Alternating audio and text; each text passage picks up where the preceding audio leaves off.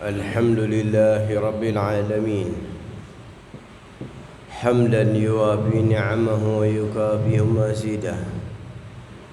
يا ربنا لك الحمد كما ينبغي لجلال وجهك وعظيم سلطانك. سبحانك لا نحصي ثناء عليك كما أثنيت على نفسك. ولك الحمد حتى ترضى، ولك الحمد إذا رضيت، ولك الحمد بعد الرضا.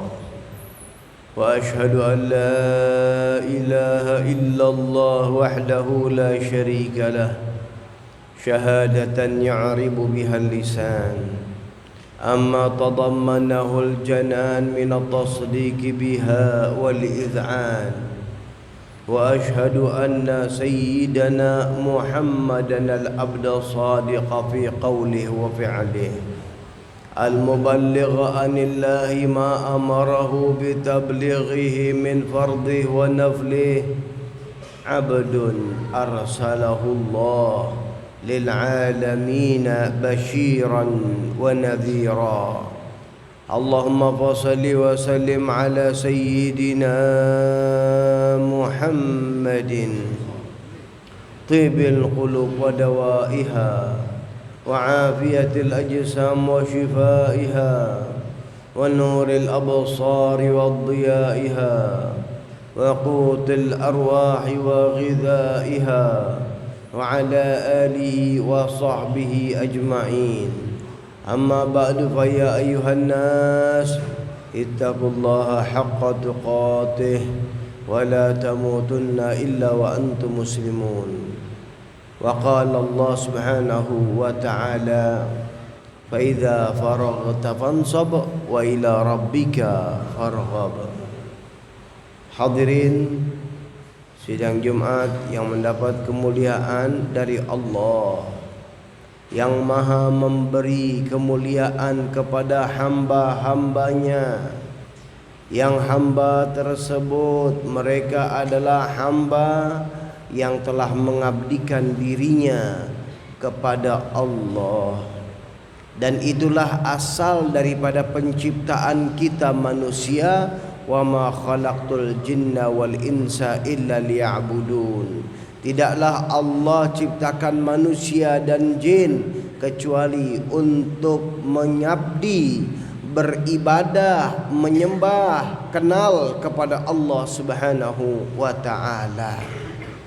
Dan hidup ini adalah pengabdian. Kita mengabdi kepada Allah, dan karena Allah kita juga mengabdi kepada bangsa dan negara. Segala-galanya semua karena Allah. Maka inilah yang ada dalam ajaran Islam. Juga diajarkan bagaimana para sahabat mereka berkhidmah kepada baginda Rasul sallallahu alaihi wasallam. Diriwayatkan para sahabat radhiyallahu anhum, di antaranya Sayyidina Anas bin Malik radhiyallahu an. Ketika Rasul sallallahu alaihi wasallam hijrah ke Madinah, maka ibunda dari Sayyidina Anas yang bernama Ummu Sulaim datang menghadap kepada Nabi Muhammad sallallahu alaihi wasallam. Kemudian menyerahkan anaknya yang masih berumur 10 tahun untuk berkhidmah kepada Nabi Muhammad sallallahu alaihi wasallam. Diserahkan kepada baginda Rasul sallallahu alaihi wasallam. Dan Sayyidina Anas bin Malik beliau mengatakan, khadamtu Rasulullah sallallahu alaihi wasallam 10 sinin. Aku berkhidmah kepada Rasul sallallahu alaihi wasallam selama 10 tahun. Fakana khidmatuhu li akthar min khidmati lahu. Walau dalam prakteknya beliau lebih banyak membantu daripada aku yang membantu beliau. Artinya Rasul sallallahu alaihi wasallam juga berkhidmah kepada umat. Beliau juga membantu umat.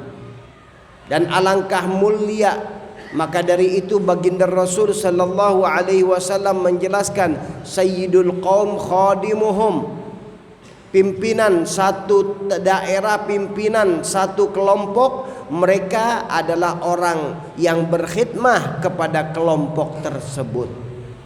Hal ini mengajarkan kepada kita agar ketika kita jadi pemimpin, maka ingat untuk berkhidmah kepada umat, untuk berkhidmah kepada masyarakat, bukan untuk mendapat kehormatan, bukan untuk mendapat kemuliaan dan sanjungan sehingga enggan untuk merendahkan diri atau turun ke bawah. Yang diajar oleh Rasul sallallahu alaihi wasallam adalah pemimpin itu mereka turun berkhidmah kepada masyarakatnya. Dan ini juga mengabarkan kepada kita, tidaklah seseorang bisa menjadi pemimpin yang ideal. Tidaklah seseorang akan menjadi figur yang baik, menjadi tokoh yang baik, kecuali kalau memang dia berbuat terlebih dahulu kepada masyarakat. Dia melakukan kebaikan terlebih dahulu kepada masyarakat. Dia berkhidmah terlebih dahulu kepada masyarakat. Dan inilah yang dilakukan oleh Rasul sallallahu alaihi wasallam dan yang beliau ajarkan kepada para sahabat.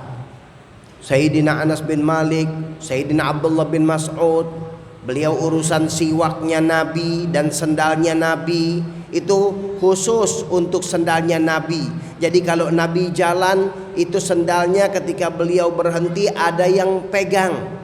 Bahkan sendal beliau dipegang di dadanya Sayyidina Abdullah bin Mas'ud, memuliakan kepada sendalnya Nabi Muhammad sallallahu alaihi wasallam.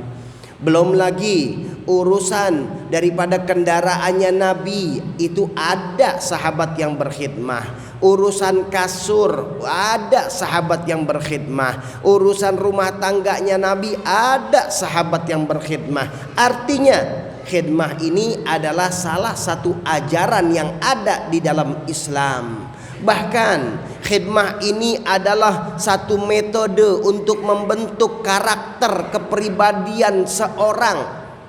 Maka dari itu, dan ini terus menerus dari sahabat, kemudian terus menerus kepada para tabi'in, tabi'ut tabi'in, sebagaimana juga diceritakan Imam Syafi'i berkhidmah kepada gurunya Imam Malik. Imam Ahmad bin Hanbal berkhidmah kepada gurunya yaitu Imam Syafi'i. Dan Imam Nawawi begitu juga beliau berkhidmah kepada gurunya dengan merapihkan dan membersihkan kamarnya. Dan ada diceritakan dari Imam Ghazali atau lainnya, ketika masuk dalam pesantren, pada saat itu beliau mendapat tugas mencuci batu bekas istinja kawan-kawannya. Kawan-kawannya ketika dia beristinja menggunakan batu, batunya tidak dibuang, dikumpulkan. Dan setelah itu batunya ditugaskan oleh Imam Ghazali atau lainnya, maka beliau yang mencuci batunya. Hakikatnya bukan mencuci batu, tapi mencuci hati. Dan inilah metode yang terus bersanad di dalam khidmah sampai yang diajarkan di dalam pondok-pondok pesantren. Bagaimana seseorang mau bisa terjun ke masyarakat, mau tunduk di masyarakat kalau tidak membiasakan dirinya, kalau tidak ada pelatihan-pelatihan. Maka alangkah indah pendidikan yang ada di dalam pondok pesantren, walau tentu pola-pola orang yang tidak mengetahui ini, mereka mengatakan itu adalah perbudakan.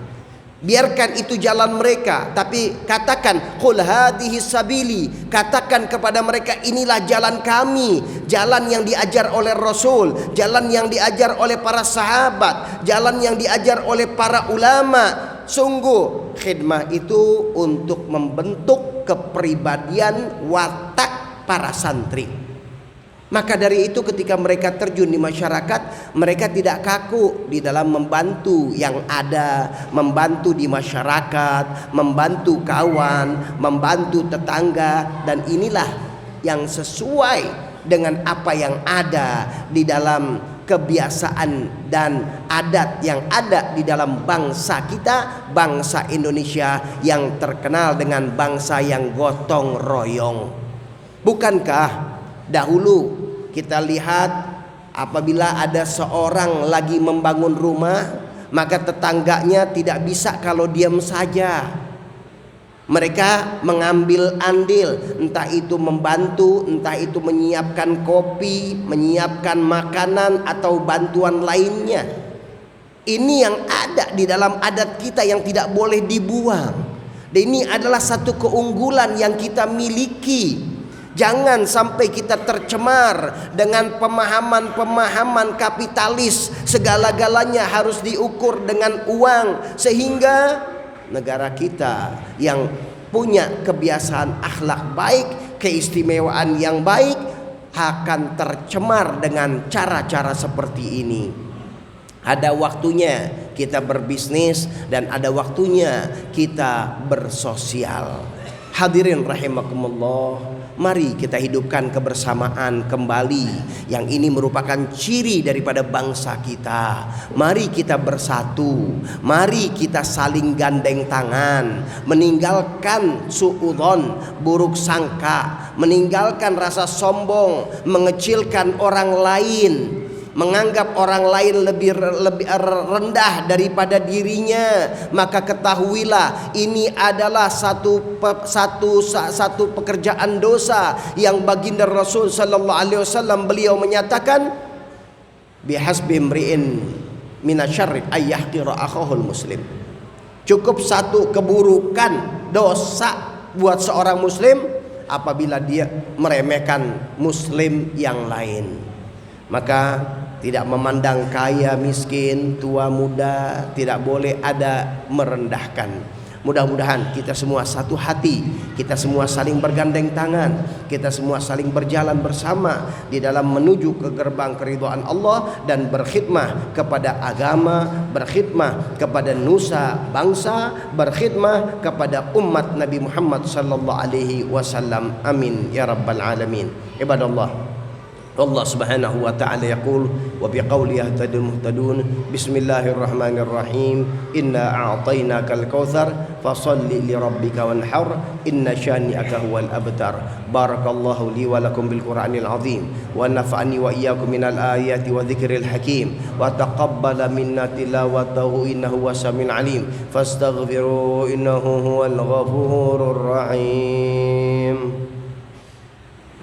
Allahumma shalli wa sallim ala sayyidina Muhammad wa ala ali sayyidina Muhammad.